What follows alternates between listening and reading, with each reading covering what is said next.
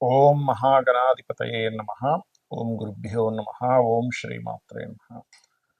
అరుణాం కరుణాతరంగితాక్షీం ధృతపాశాంకుశపుష్పబాణచాపాం అనిమాదిభిరావృతాం మయూకైః అహమిత్యేవ విభావయే భవాని.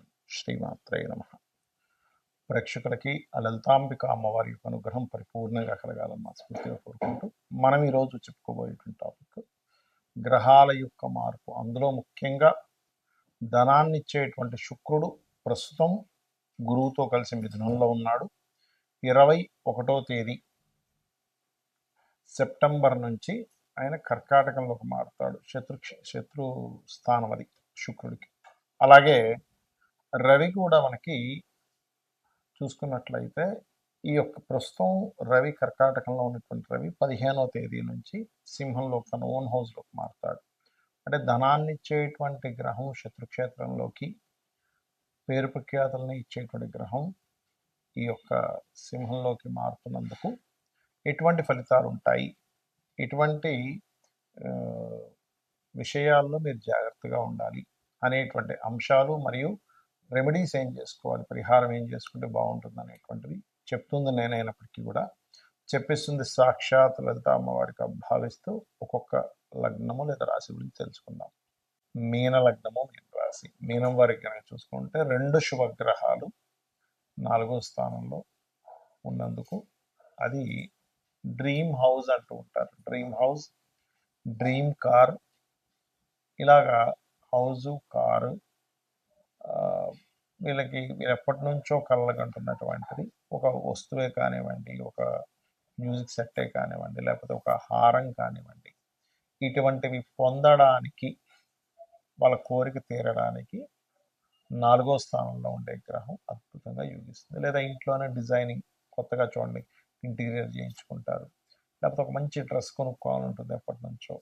ఇటువంటి కళలు నెరవేరడానికి కలిగిస్తుంది, యోగం ఇస్తుంది. అయితే శుక్ర గురువులు ఇద్దరు కూడా చతుర్థంలో ఉండి యోగాన్ని ఇస్తే పంచమంలోకి ఎప్పుడైతే శుక్రుడు వెళ్తాడో ఇది కొంచెం శత్రుక్షేత్రంలో ఉండి, అది కూడా 3వ అధిపతి 8వ అయినందుకు ప్రేమ వ్యవహారాలు లేదా ఏదో క్రియేటివ్ రిలేటెడ్గా ఏదో చేద్దామని క్రియేటివ్ థాట్స్ వస్తాయి. చక్కగా అందులో ఎటువంటి సందేహం లేదు. థాట్ ఇవ్వడం వేరు, అది ఎంతవరకు వెళ్తుంది అనేటువంటిది వేరు. ఎందుకంటే మనం ఏదైనా సరే థాట్ వస్తుంది, ఆ థాట్ నీకు మంచిదా కాదా అని తెలుసుకోవాలంటే అది ఎలా ఉంది. ఎందుకంటే అందరూ సక్సెస్ అవ్వడానికే ఒక ప్లానింగ్ వేస్తూ ఉంటారు. కానీ ఇక్కడ ఏమవుతుందంటే ఈ థాట్స్, ఈ ప్రేమ వ్యవహారాలు కానివ్వండి, ఈ సంతానం విషయంలో కానివ్వండి కొంచెం జాగ్రత్తగా ఉండాలి. కొత్తగా పరిచయం ఎవరో ఫేస్బుక్లోనో, ట్విట్టర్స్లోనో, ఎక్స్లోనో పరిచయం అవుతూ ఉంటారు. అలా పరిచయం స్త్రీ మూలంగా ఎవరైనా పరిచయాలు ఏర్పడడం చాలా జాగ్రత్తగా ఉండదు. 21 సెప్టెంబర్ నుంచి 25 రోజుల పాటు. అదేవిధంగా ఇక రవి 15వ తేదీ నుంచి ఎప్పుడైతే మీకు మనకి సింహంలోకి మారుతాడో మీ పూర్వజన్మ కర్మస్థానము, పూర్వజన్మ కర్మ ఎలా యాక్టివ్ అవుతుందంటే మీకు నేమ్ అండ్ ఫేమ్, డైలీ లైఫ్లో రాజకీయ నాయకుల్ని, గొప్ప గొప్ప వ్యక్తులని, ఆధ్యాత్మిక రంగాల్లో ఉండేటువంటి వారిని, తండ్రి ద్వారా రావాల్సిన కొంత నేమ్ అండ్ ఫేమ్ కానివ్వండి అటువంటి వాటిని ఇస్తూ ఉంటుంది. కాకపోతే కొంచెం ఎక్కడో తండ్రితో చిన్న చిన్న క్లాషెస్ కూడా ఇస్తుంది. ఎందుకంటే రవికేతుల కలయిక వల్ల. ఇక మీరు నిత్యము చేయవలసింది రాజరాజేశ్వరి అమ్మవారి ఆరాధన చేయండి, బొబ్బర్లు దానంగా ఇవ్వండి, అన్ని విధాలా బాగుంటుంది. చాలామంది నన్ను అడుగుతుంది ఏంటంటే మీరు ప్రతి వీడియోలోని గోచారంలో గ్రహాలు మారడం కంటే కూడా జన్మజాతకం మోస్ట్ ఇంపార్టెంట్ అని చెప్తున్నారు కదా. అసలు జన్మజాతకంలో ఎలాంటి అంశాలు తెలుస్తాయని చాలామంది నన్ను అడుగుతున్నారు. ఎందుకంటే చాలామందికి జనరల్గా అలవాటు ఉన్నది ఏమిటంటే మనం పాతకాలం నుంచి కూడా చూసుకున్నట్లయితే వార ఫలాలను మ్యాగజైన్స్లోని ఆ ఫలాలు ఈ ఫలాలు ఇవే చూస్తూ ఉంటారు. అంటే గోచారంలో మారిన గ్రహాల వల్ల ఈ ప్రభావం ఉంటుంది అనేటువంటిది. కానీ వాటికంటే అతి ముఖ్యంగా మీరు చూసుకోవాల్సింది మీ పర్సనల్ చార్ట్. మనం ఎటువంటి కర్మ చేయడం వల్ల మనం ఈ జన్మని ఎత్తాము, ఇంత గొప్ప జన్మని తీసుకున్నాము. మనుష్య జన్మ ఎత్తడమే చాలా గొప్పది, గుర్తుపెట్టుకోండి. అలాంటప్పుడు మనకి 12 భావాలు ఉంటాయి, లగ్నం నుంచి 12 హౌసెస్.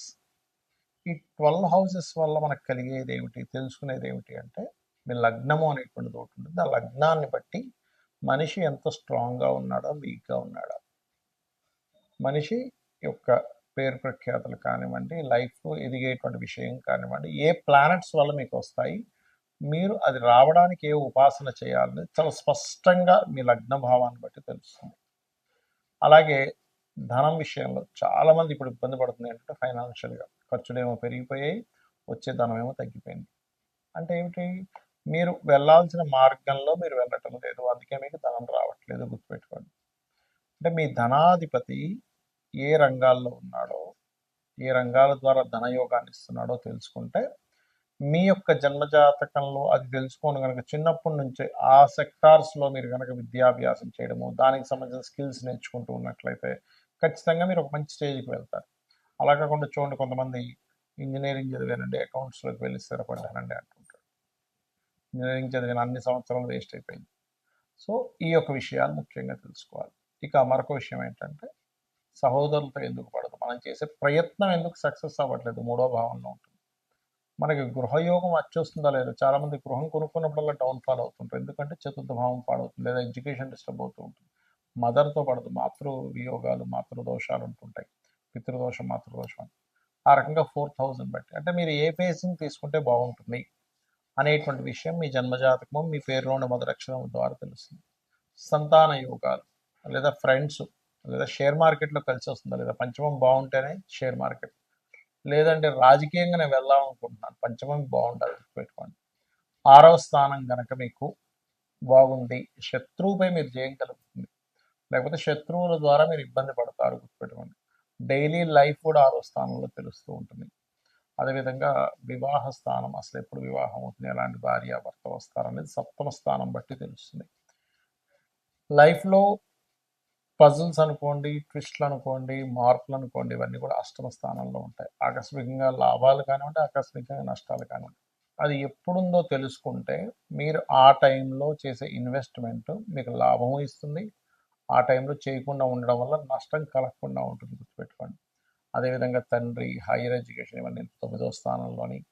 మరియు దశమం అనేటువంటిది మీ వృత్తిపరంగా చాలామంది తెలియక ఇక్కడ తిరుగుతూ ఉంటారు, ఇక్కడ నాకు జాబ్ రావట్లేదు, కానీ వాళ్ళ జన్మజాతకంలో వేరే రాష్ట్రానికో వేరే దేశానికి వెళ్తే అద్భుతమైన స్టేజ్కి వెళ్ళాలని రాసిపెట్టి ఉంటుంది. అది మనకి జన్మజాతకంలో తెలుస్తుంది, పర్సనల్ చార్ట్లో.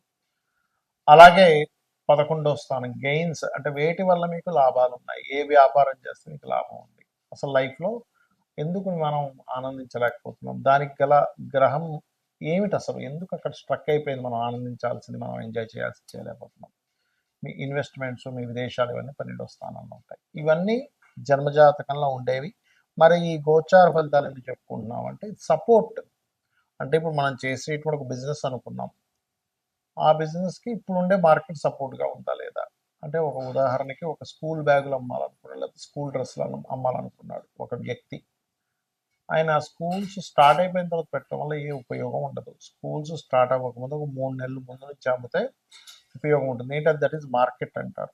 అంటే బయట ఉన్నటువంటి సిచ్యువేషన్స్, బయట ఉండేటువంటి డిమాండ్ని బట్టి మనం ఎలా అయితే బిజినెస్ స్టార్ట్ చేస్తామో, అలాగే మీ గోచార గ్రహాలు ఎంతవరకు సపోర్ట్ చేస్తున్నాయి దాన్ని బట్టి.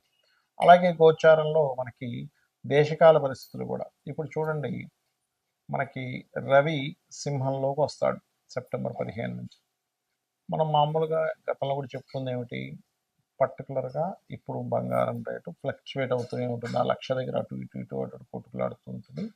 గడిచిన 6-7 నెలల్లో ఎలా అయితే 60-70 ఉన్నది లక్షకు వచ్చేసింది, కానీ అంత ముందుకు వెళ్ళదని చెప్పుకున్నాం, అలాగే అవుతుంది. కానీ ఈ సెప్టెంబర్ 15వ తేదీ నుంచి అక్టోబర్ 15 మధ్యలో మాత్రం రైజ్ అవుతుంది, కానీ తర్వాత మళ్ళీ తిరుగుతూ ఉంటుంది అటు ఇటు.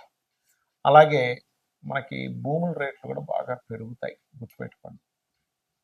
అది ఈ రాబోయే 1.5 ఇయర్ చక్కగా పెరుగుతూ ఉంటుంది, కానీ రాబోయే 1.5 ఇయర్ ఒక్క ఈ మంత్లో తప్ప మిగతా అంతా కూడా అక్కడక్కడే తిరుగుతూ ఉంటుంది గోల్డ్ రేట్. అలాగే మనకి అక్టోబర్ నవంబర్ మాసాల్లో గురువు ఎప్పుడైతే కర్కాటకంలోకి వస్తున్నాడో వెండి రేటు బ్రహ్మాండంగా పెరుగుతుంది. ఇవన్నీ ఏం చెప్తాం, గోచారంలో ఉన్న గ్రహాల వల్ల మనకి. ఇప్పుడు చూడండి, ఇప్పుడు కుజుడు కన్యలోకి ఎంటర్ అయ్యాడు, మంచి మంచి అటాక్స్ జరుగుతాయి. ఇది మన ఉగ్రవాదుల మీద కావచ్చు, వాటి మీద కావచ్చు. కన్యలోకి కుజుడు ఎంటర్ అవగానే మనకి ఎప్పుడు ఎంటర్ అవుతున్నాడు ఆయన అంటే 28 ఆగస్టు 28వ తేదీ ఎంటర్ అవుతుంది. 28వ తేదీ ఎంటర్ అవ్వగానే మంచి అటాక్ జరుగుతుంది ఈ ఉగ్రవాదుల మీద కానివ్వండి, వాటి మీద కానివ్వండి. ఎందుకంటే ఈ సంవత్సరం బుధుడయ్యాడు సైన్యాధిపతి, దాని మీద కుళ్ళి ఇలాగా గోచారం ఫలితం ఈజ్ డిఫరెంట్, ఫోరా ఈజ్ డిఫరెంట్, సిద్ధాంత భాగం ఈజ్ డిఫరెంట్, ఇట్లా రకరకాలుగా ఉంటుంది. కాబట్టి ఇవి తెలుసుకొని మీ యొక్క జీవితాన్ని ఆనందమయంగా చేసుకుంటారని, అమ్మవారి అనుగ్రహం మీకు పరిపూర్ణంగా కలగాలని మనస్ఫూర్తిగా కోరుకుంటూ శ్రీమాత్రే నమః.